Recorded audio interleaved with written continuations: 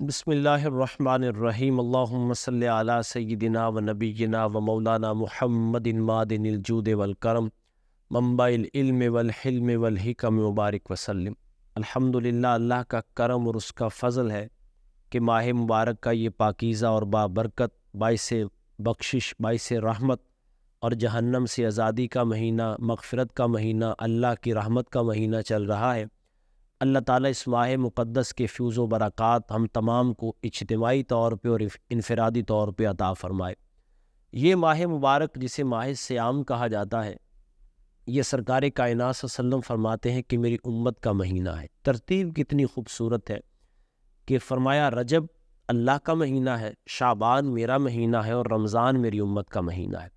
اس ماہ مقدس میں ویسے تو جب بھی حضور کی ذات پہ درود و سلام پڑھا جائے تو امتی پر اللہ کا کرم اور فضل ہو جاتا ہے، لیکن جب وہ ماہ مبارک میں روزے کی حالت میں حضور سرور کائنات صلی اللہ علیہ وسلم کی ذات پہ درود و سلام کی کثرت کرے گا تو پھر اس پر کتنا اللہ کا کرم ہوگا کہ جو مہینہ ہے ہی نیکیوں کا، اور جو مہینہ ہے ہی نیکیوں کی بہاروں کا، کہ جس میں اللہ تعالیٰ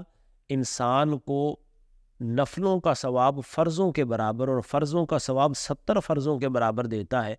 تو اس پاکیزہ مہینے میں روزے کی حالت میں باوضو ہو کے جب گناہگار امتی اپنے آقا و مولا صلی اللہ علیہ وسلم کی ذات پر درود و سلام پڑے گا تو پھر فیوز و برکات حاصل کیا ہوں گے۔ اور حضور رحمت کائنات صلی اللہ علیہ وسلم کی ذات پر درود و سلام پڑھ کر کے اللہ کی بارگاہ میں جب اپنے گناہوں کی معافی طلب کرے گا، اللہ کی نگاہ رحمت کی طلب کرے گا، تو یقیناً خلاق عظیم وہ درود و سلام کی برکت کی وجہ سے اس کی طرف نظر رحمت فرمائے گا۔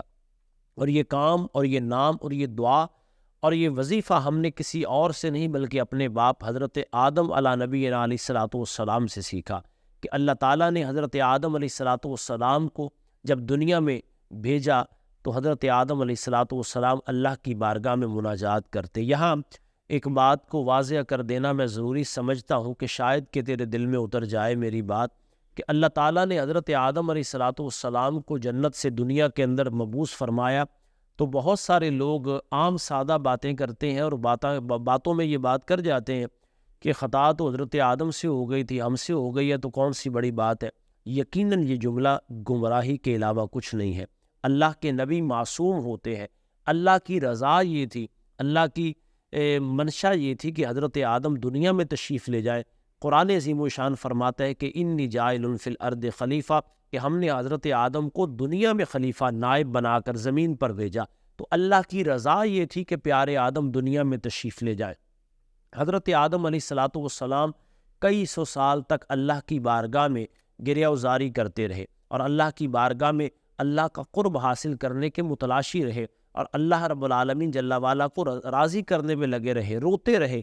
لیکن ایک دن اللہ کی بارگاہ میں وسیلہ اور واسطہ کس کا دیا؟ میرے اور آپ کے آقا مولا صلی اللہ تعالی وسلم کا۔ اللہ کی بارگاہ میں عرض کیا کرتے ہیں کہ یا اللہ، وہ نام جو تو نے اپنے نام سے جوڑ کے رکھا ہوا ہے، اے امتی تو کتنا خوش قسمت ہے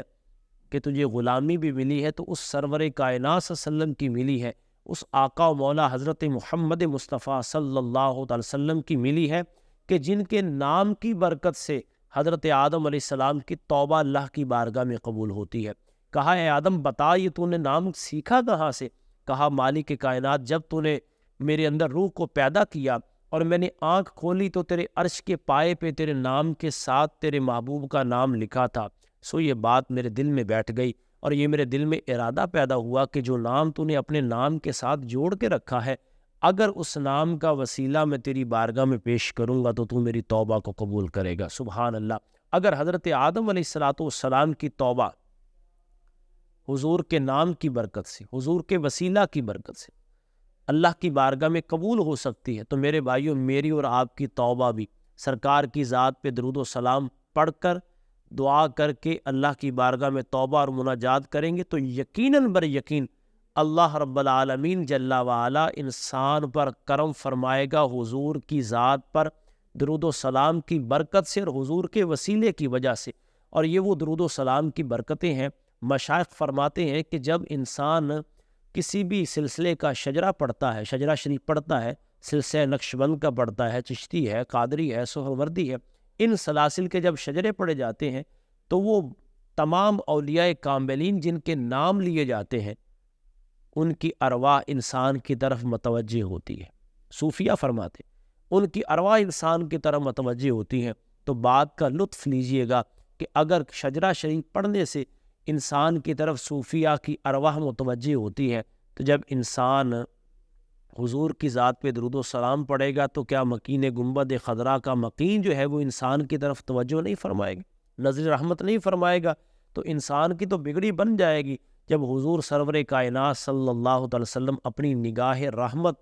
درود و سلام کی برکت کی وجہ سے اپنے گناہگار امتی کی طرف فرمائیں گے۔ وہ کیا کسی نے خوب کہا ہے کہ وہاں مجرم کو ملتی ہے جزائیں بھی پناہیں بھی، ارے مدینے میں جو لگتی ہے عدالت ہو تو ایسی ہو۔